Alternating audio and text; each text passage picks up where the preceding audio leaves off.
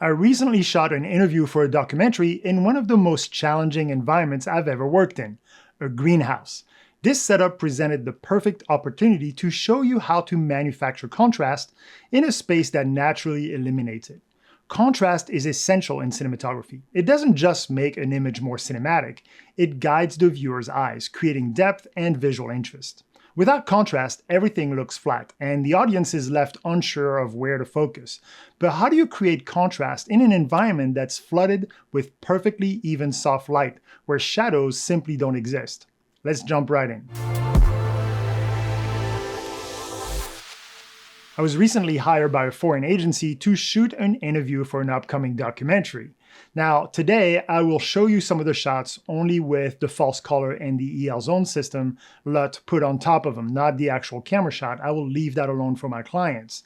But in my world, it's very unusual for me to have the luxury of doing a site survey. Typically, because of travel, because of budget, I don't have the opportunity to actually see the space ahead of time. Now, on this particular shoot, I didn't see the space, but I knew I was going to film in the greenhouse. I just didn't realize what type of greenhouse it was and how it was actually set up. And so when you look at the outside, that's the building that we shot in, and it just looks like what I was expecting, a greenhouse.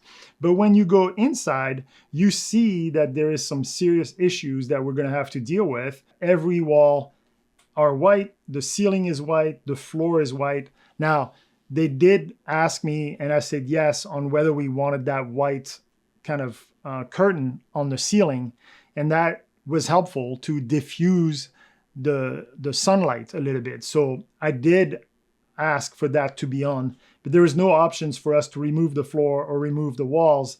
And so now we're kind of like shooting inside of this light box, and it's like perfectly even natural light, which sounds awesome at first, but it's a nightmare as far as creating contrast. And you can see it in this image. There's very little shadows anywhere because the light is just bouncing all over the place.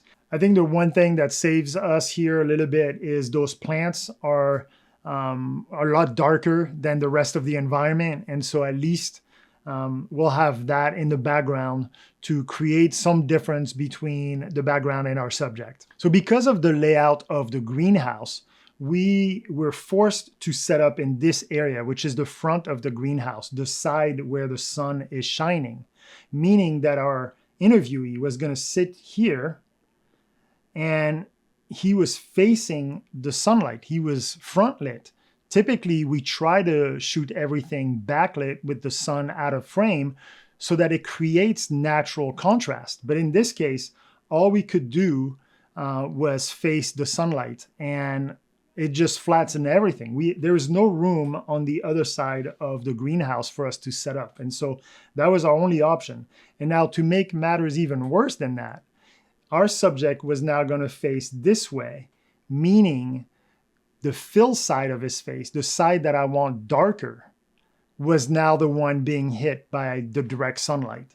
So the goal here is to then try to lower as much as we can the level hitting our subject, all of it, like not just the fill side, but we want to try to put him in the shade as much as we can so that we can then use a light source on the key side and control that key side to raise it as much as we can to then create the contrast that we want.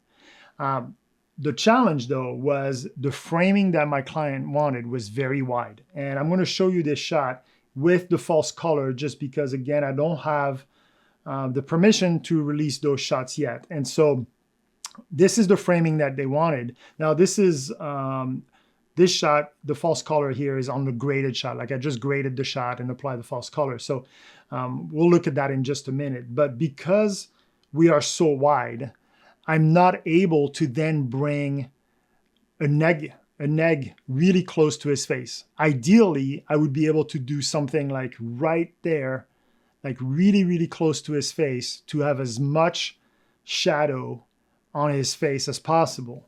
But if we look at our setup, you can see the chair is here. That's where our interviewee is going to sit.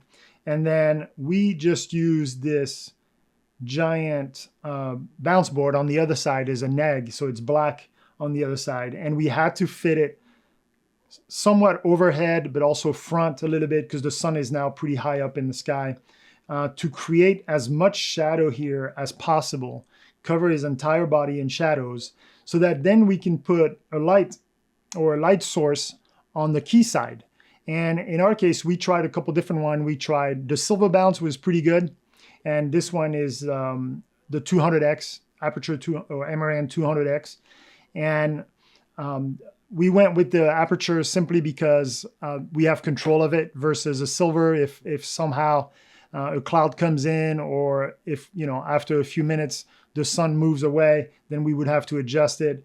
With the actual light fixture, I can just control it with my phone as I'm sitting there. I can just raise the level a little bit. The only modifier we used on the key light is the cone. We needed as much punch as possible to compete against the daylight. When we look at the perspective from the interviewees, we can see the neg right here, and it's providing the shadow from the sunlight, and you can see that it's creeping up.